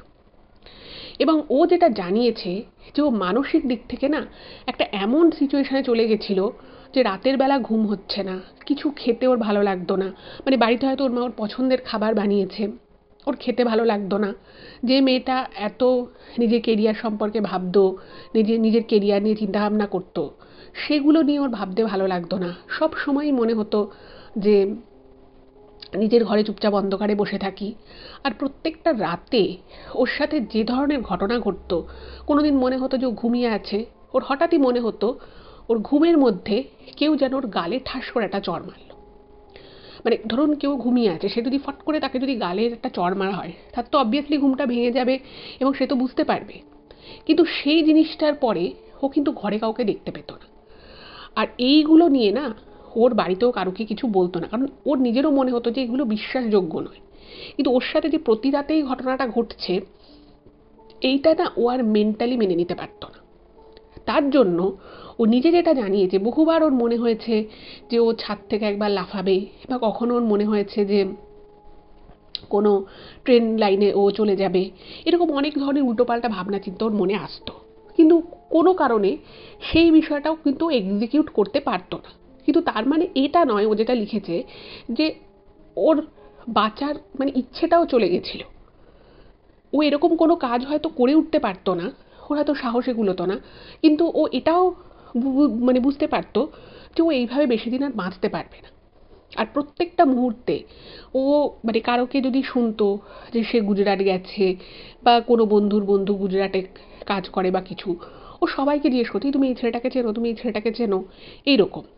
ইভেন যেটা ও জানিয়েছে, যে ও একবার নিজে ঠিক করে যে ও বাড়িতে কাজের নাম দিয়ে মানে কাজের কথা বলে ও একদিনের জন্য হলেও নিজে গুজরাট যাবে, গিয়ে ছেলেটা যেখানে আর কি থাকতো বলেছিল সেই জায়গাটায় ও যাবে, গিয়ে নিজে গিয়েও খোঁজ নিয়ে আসবে। বাট সেটাও কিন্তু কোনো কারণে করে উঠতে পারে না, কারণ ও ভেবেছে আমি বাড়িতে কী বলবো। তো এই সমস্ত কিছু করে আস্তে আস্তে আস্তে আস্তে ওর শারীরিক এবং মানসিক স্বাস্থ্য দুটোই কিন্তু একেবারে তলানিতে গিয়ে ঠেকেছিল। এইবারে ওর মা বাবা কিন্তু আস্তে আস্তে ওকে নিয়ে প্রচণ্ড টেনশনে পড়ে যায়। প্রথমে ভেবেছিল যে মেয়ের হয়তো কোনো কিছু অসুবিধে হচ্ছে, মেয়েকে বারবার জিজ্ঞেস করতো। এবার ও যে দিনের পর দিন খাবারটা যে খেত না, সেটা প্রথম দিকে ওর বাবা মা বুঝতে না পারলেও আস্তে আস্তে কিন্তু ওনারা ধরে ফেলে যে ওনাদের মেয়ে খাবার খায় না। আর ওর চোখের নিচে কালি পড়ে গেছিলো, শরীর প্রচণ্ড খারাপ হয়ে গেছিলো, রোগা হয়ে গেছিলো। তোকে বারবারও জিজ্ঞেস করতো যে তোর কী হয়েছে বল, তোর যা হয়েছে তুই সেটা আমাদের কাছে বল অ্যাটলিস্ট। তো কিছুই বলতো না। কিন্তু আস্তে আস্তে ওর মা বুঝতে পারে, বাবা মা দুজনেই, যে কিছু একটা মেয়ের হয়েছে। তো ওর মা একদিন ওকে বলে যে ঠিক আছে, আজ থেকে আমি তোর সাথে শোবো। এবার ও মনে মনে চাইতো যে ওর মা ওর সাথে থাকুক রাতের বেলাটা, কারণ রাতের বেলাটা ওর পুরো ট্রমাটিক কাটতো। কিন্তু ও ভাবতো যে না, মা যদি আমার সাথে শোয় তাহলে মা সব কিছু জেনে যাবে, মা কী ভাববে। তো সেই জন্য মনে মনে চাইলেও, যেটা লিখেছে যে মনে মনে চাইতো, কিন্তু ওর মাকে বলে যে না, আমি একাই শোবো, আমি এত বড় একটা মেয়ে, তুমি কেন আমার সাথে শুতে যাবে, আমি একা শোবো। এবং ওর মা একদিন ও শুয়ে পড়ার পরে, মানে উনি আর কি, ওনার মন হয়তো বলছিল, মায়ের মন তো হয়তো বলছিল যে কিছু একটা আজকে হতে পারে। তো উনি না মানে জেগেছিলেন, মানে বেশ 2-3 দিন ধরে উনি একটু জেগে জেগে থাকতেন, ওনার মা বাবা দুজনেই। তো দীপা কী করেছে, ওর নিজের যদিও মনে নেই, ও যেটা পরবর্তী সময় মায়ের থেকে শোনে, যে ও শুয়েছিল এবং ওর ঘর থেকে নাকি অনেকক্ষণ ধরেই ধূপধাপ আওয়াজ আসছিল। তো ওর মা বাবা রীতিমতো উঠে গেছে, কিন্তু দরজাটা ভিতর থেকে বন্ধ। এবার ওর বাবা মা দুবার দরজা নক করে, কিন্তু দেখছে যে ভিতর থেকে কেউ খুলছে না। তোর মা ওখানেই ওয়েট করে, এবং কিছুক্ষণ পরে নাকি দীপা নিজেই দরজাটা খোলে। এবং দীপা নাকি যখন দরজাটা খোলে, মানে এমনিতে দেখুন ঘর অন্ধকার থাকলেও রাতের বেলা একটা আলো কিন্তু হালকা থাকেই, সেটা জানলা বন্ধ থাকলেও সেই কাঁচ থেকে হয়তো একটা রিফ্লেকশানে আলো বা একটা সামান্যতম আলো কিন্তু ঘরের মধ্যে থাকে, যেটায় খালি চোখে কিন্তু বেশ অনেক কিছুই দেখা যায়। কিন্তু ওর মা খেয়াল করে যে মেয়ের ঘরটা পুরো ঘুটঘুটে অন্ধকার, যেটা হওয়ার কথা নয়। ওদের কোনো ঘরেই ওরকম ঘুটঘুটে অন্ধকার নয়, কারণ ওদের মানে ও বিশেষত যে ঘরটায় থাকতো সেই ঘরটায় দুটো কাঁচে বড় বড় জানলা রয়েছে এবং পর্দাও সরানো, ফলে কাঁচ থেকে একটা বাইরের আলো রিফ্লেক্ট করে আসে।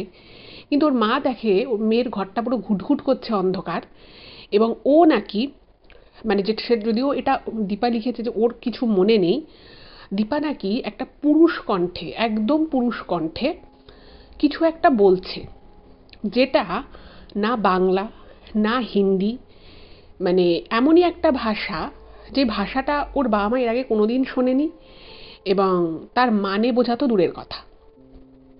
তো সব পুরো একটা পুরুষ কণ্ঠে ও নাকি মানে মাথাটাকে বারবার বারবার ঝাঁকিয়ে ঝাঁকিয়ে কারোর সাথে কথা বলছে। এবং যখন ওর মা এটা দেখে একটু চমকে যায় এবং ঘরের ভিতরে মেয়ের হাতটা ধরে এবং লাইটের সুইচটা অন করার চেষ্টা করে, তখন উনি সুইচ অন তো করতে পারেনি না, উল্টে ওর মা কিন্তু একটা কারেন্টের হালকা শক খায়, যে মুহূর্তে উনি সুইচটাকে অন করতে যায়। এবং ওনার মা তখন বুঝতে পেরেছিল যে কিছু একটা গন্ডগোল হয়েছে। তো দীপার হাতটা ধরে ওকে ঘর থেকে বার করার চেষ্টা করেছে। এবং সেই সময় দীপা নাকি একটা মানে মানে ওর মায়ের দিকে খুব রাগান্বিত দৃষ্টিতে তাকায় এবং একটা পুরুষালী ভারী কণ্ঠে ওর মাকে কিছু একটা বলে, যে মানে সেটা রেগে গিয়ে কি বলছে, ওই যে বললাম যে ভাষাটা কি সেটা ওর মা জানে না। তো বলে এবং খুব সামান্য একটা ধাক্কা ওকে ওর মানে দীপা ওর মাকে দেয়, এবং তাতে কিন্তু ওর মা পুরো ব্যালেন্স হারিয়ে উল্টে আরেকটু হলে পড়েই যাচ্ছিল। নেহাত ওর বাবা পাশে ছিল, উনি ধরে ফেলেছিলেন। তাতেও উনি বেশ কিছুটা মানে উনি ব্যথা পান। এবং তখন ওর বাবা বুঝতে পারে যে কিছু একটা বিশাল গন্ডগোল আছে। তো উনি তখন মেয়েকে ধরে দু হাতে চেপে ধরে ওনাদের যে সামনের যে ঘরটা ছিল সেই ঘরের সামনে বসিয়েছে। এবং সেই ঘরের সামনে যখন বসিয়েছে তখন ওনারা লক্ষ্য করে যে ওনার মেয়ের দাঁতগুলো কীরকম একটা কালচে টাইপের লাগছে। মানে ওই ঘরটায় আলোটা জ্বলছিল, তো মেয়ের ওরকম কালচে টাইপের হয়ে গেছে দাঁতগুলো, এবং চোখের পাতাগুলো কীরকম যেন মানে লেগে লেগে গেছে, মানে 4-5টা চোখের পাতা একসাথে লেগে লেগে গেছে। এবং ওর চোখ মুখ দেখে না মনে হচ্ছে যেন এক্ষুনি মানে চোখ মুখ বান্ডা ঠেলে বেরিয়ে আসা সেরকম টাইপের লাগছে। এবং ও তখন সেম ওই পুরুষ কণ্ঠে কিছু একটা বিড়বিড় করে বলছে, যেটা কি বলছে কিছু বোঝা যাচ্ছে না। এবং এর কিছুক্ষণ পরই যখন ওর মা চিৎকার চেঁচামেচি শুরু করে দিয়েছে, মানে মেয়ের এরকম অবস্থা দেখে না উনি প্রচণ্ড ঘাবড়ে গেছে। তো দীপা দীপা করে যখন বলছে, তো তখন সেই মুহূর্তেও ফেন্ট হয়ে যায়। এবার এই যখন ও ফেন্ট হয়ে যায়, তো তখন ওকে মানে জল ঠল চোখে মুখে দিয়ে ওকে ওদের ঘরে ওর বাবা মা গিয়ে শুইয়ে দিয়েছে। তো এরপরেও 2 ঘন্টা পুরো টানা ওরকম অবস্থাতেই থাকে, ঘুমিয়ে পড়ে হয়তো। এবার ঘুম থেকে যখন ও উঠেছে, ও না মানে পুরো পরিশ্রান্ত ক্লান্ত এরকম টাইপের। এবার ওকে ওর বাবা যথারীতি সকালবেলা জিজ্ঞেস করছে যে কী হয়েছে। তো ও না মানে কিছুই বলতে পারছে না, মানে ওর শরীরেও খুব কষ্ট হচ্ছে। এবং ওকে যখন বলছে যে তুই এই জিনিসগুলো করেছিস আগের দিন রাতে, ওর কিছুই মনে নেই, জাস্ট কিচ্ছু মনে নেই। তো ওকে তখন ওর মা দিব্যি ঠিব্যি দিয়ে ওকে বলে যে তুই বল তোর কি হয়েছে। তো তখন ও ওর মাকে ওই ছেলেটার বিষয়ে বলে, এবং ও নাকি প্রচণ্ড কান্নাকাটি করে এবং ওর মাকে বলে, বাবাকে বলে যে তোমরা ওই ছেলেটাকে একটুখানি খুঁজে দাও, আমি একবার ওর সাথে দেখা করতে চাই। আমি জানি ওর কিছু হয়নি, এভাবে একটা মানুষের কোনো রাতারাতি একটা দুর্ঘটনা ঘটে যেতে পারে না, যদি ঘটেও যেত তাহলেও কেউ ফট করে কি তার প্রোফাইল নিয়ে এভাবে কেউ চেঞ্জ করে দেবে, প্রোফাইল পিকচার চেঞ্জ করে দেবে, এটা তো হতে পারে না। তো ওর মনে একটা কোথাও স্ট্রং বিলিফ ছিল দীপার মনে যে ছেলেটার হয়তো ফোন চুরি হয়ে গেছে বা কোনোভাবে হয়তো কমিউনিকেশন হচ্ছে না, এগুলো তখনও মনে মনে ভাবছো। তখনও আশা যে ছেলেটার সাথে ওর সাথে আবার দেখা হবে, যোগাযোগ হবে, ওদের বন্ধুত্বটা অটুট থাকবে। এবার ওর মা বাবা ওকে প্রচণ্ড রকমভাবে বোঝানোর চেষ্টা করে যে ঠিক আছে আমরা দেখবো, কিন্তু তুই এরকম কেন করছিস। এবং এরপরে ও কিন্তু আস্তে আস্তে মানে কীরকম একটা অস্বাভাবিক রকমের হয়ে যেতে থাকে। এবং সেই সময় মাঝে মধ্যেও পুরুষালী কণ্ঠে এরকম কিছু বলতো যেটা ওর মনে থাকতো না। পরে ওর মা বাবা যখন ওকে জিজ্ঞেস করতো, ওর কিছুই মনে পড়তো না। ওকে ডাক্তার দেখানো হয়, এবং ডাক্তার দেখানোর সাথে সাথে ওকে একজন মানে ওর মায়ের একজন পরিচিত ব্যক্তি ছিলেন, তো মানে উনি আর কি সৎসঙ্গ করতেন, তো সেই সৎসঙ্গের ওখান থেকে ওনারা জানতে পেরেছিলেন যে একজন আর কি আছে যিনি আর ওরকম কোনো তান্ত্রিক গোছের কেউ নয়, জাস্ট আর কি এমনি উনি এই ধরনের বিষয় নিয়ে উনি মানুষকে ছোটোখাটো ওষুধ দেওয়া, স্বপ্নে ওষুধ পেয়ে কাউকে দেওয়া, এই ধরনের কাজগুলো টুকটাক উনি করতেন। তো তার বাড়ি হচ্ছে শিলিগুড়িতে। তো শিলিগুড়ির ও তার সাথে যোগাযোগ করে। তো সে তখন ব্যাপারটা ফোনে শোনে আর কি। ফোনে শোনার পর উনি বলেন যে ঠিক আছে তুমি ছবি পাঠাও মেয়ের, আর ওকে জিজ্ঞেস করো যে ওর কাছে কিছু আছে কিনা, ছেলেটা কিছু দিয়েছিল কিনা। এবার ওকে ওর ছবি টবি পাঠিয়ে দিয়েছে শিলিগুড়িতে তার সেই ব্যক্তির কাছে। তো তারপরে ওকে যখন জিজ্ঞেস করেছে যে তোকে কিছু দিয়েছিল, তো এবার ওর না মানে ব্যাপারটা মনে ছিল কিন্তু সেই সময় খেয়াল করেনি। তো বলেছে না আমাকে ছেলেটা কিছু দেয়নি। এবার যেটা দীপা লিখেছে ইমেলে যে একদিন হঠাৎ করে মনে পড়ে ওই যে ওকে যে গিফটটা দিয়েছিল ওই একটা কাচের ক্রিস্টালের মধ্যে একটা অরিজিনাল ছোট্ট গোলাপকে ওয়াক্স মানে মোম দিয়ে প্রলেপ দিয়ে সেটাকে কাচের মধ্যে দেয়, ওই গিফটটা ওকে দিয়েছিল। এবার ও সেটাও ব্যাগের মধ্যে রেখে দিয়েছিল। এবার যেহেতু সে সময় শারীরিক মানসিক কোনো দিকে ঠিক ছিল না, ওটা সে সময় মনে ছিল না। তো একজনের হঠাৎ করে মনে পড়েছে এবং ও যখন ওটা খুলে দেখছে তখনও দেখে যে ওই গোলাপটা পুরো কালো হয়ে গেছে, পুরো কালো হয়ে গেছে। এবং ওই যে শিলিগুড়িকে যে ভদ্রলোককে পাঠানো হয়েছিল সব ডিটেলস, তো সে বলে যে আমার 2-3 দিন সময় লাগবে। তো সে সমস্ত কিছু দেখে গণনা টণনা করে সে নাকি বলেছিল যে আপনার মেয়ের উপরে একটা খুব খারাপ রকমের কালো জাদু করা হয়েছে, এবং সেটা কে করেছে, কোথা থেকে করেছে সেটা বলাটা একটু মুশকিল, কিন্তু একটা মারাত্মক লেভেলের কালো জাদু হয়েছে ওর উপরে, এবং যার জন্য ওর কিন্তু এই অবস্থা। তখন উনি বলেন যে আমি এখান থেকে যেটুকু করার আমি করে দিচ্ছি, ওকে যেটা করতে হবে আপনার মেয়েকে প্রত্যেক দিন শুদ্ধ বস্ত্রে, মানে সকালবেলা উঠে স্নান করে শুদ্ধ বস্ত্রে ওকে ঠাকুর ঘরে ঢুকে ঠাকুরের পুজো দেওয়া, আরতি করা, ধূপ জ্বালানো, এগুলো করতে হবে। আর বলে দেয় যে ওর কিন্তু বিয়ের ক্ষেত্রে খুব বিলম্ব হবে এবং বিয়েতে প্রচুর বাধা আসবে। এমনও হতে পারে যে ওর মানে ঠিকঠাক মতো সম্বন্ধই পাওয়া গেল না বা বিয়ে হলো না, এটাও কিন্তু হতে পারে। তো এইসবে তোর বাবা মা খুব ভয় পেয়ে যায় এবং প্রথম ওরা অতটা বিশ্বাসও করে না। তো তারপরে ওরা ওকে নিয়ে একটা অ্যাস্ট্রোলজারের কাছেও যায় কলকাতায়। সেও কিন্তু মানে এত কিছু বলতে না পারলেও সে কিন্তু এটা বলেছিল যে আপনার মেয়ের বিয়ের ক্ষেত্রে কিন্তু প্রচণ্ড বিলম্ব আছে, বিয়েতে ভীষণ বাধা আসবে, এবং এমন একটা কিছু ওর জীবনে করা হয়েছে, ওর সাথে করা হয়েছে, যার ফলে কিন্তু ওর বিয়ে বলুন বা সংসার জীবন কিন্তু নাও হতে পারে। এরপরে আস্তে আস্তে ওই ঠাকুরের কাছে পুজো টুজো দেওয়া এগুলো করতো। ওর বাবা মা ওকে প্রত্যেক ছুটির দিনে ওকে মন্দিরে নিয়ে যেত, সবই করতো। কিন্তু ও না, মানে ও দীপা যেটা লিখেছে যে এখনও অনেকগুলো বছর হয়ে গেছে, বাট এখনও ও মন থেকে ছেলেটাকে ভুলতে পারেনি, এবং ওর এখনও মনে হয় যে আবার যদি ছেলেটাকে দেখতে পেতাম, আবার যদি ওর সাথে গল্প করতে পারতাম। কিন্তু ও কিন্তু না মনে মনে জানে যে যা ক্ষতি করার ওই ছেলেটাই করে গেছে। ওই যে ওকে গোঁদকা লাড্ডু খেতে দিয়েছো তার মধ্যে হয়তো এমন কিছু মেশানো ছিল যার জন্য এটা ওর সাথে হয়েছে। বাট স্টিল ও যেটা লিখেছে ইমেলে লাস্টে, যে ও এখনও চায় যে ছেলেটার সাথে ওর একবার দেখা হোক, আবার সে আগের মতো কথা হোক। এবং সত্যি সত্যি কিন্তু ওর বিয়ের প্রচুর সম্বন্ধ আসে, কিন্তু কোনো না কোনোভাবে সেটা কিন্তু সাকসেসফুল হয় না। তো এটার জন্য ওর বাবা মা অনেক জায়গায় গেছে, অনেক ওকে স্টোন ফোন ধারণ করেছে।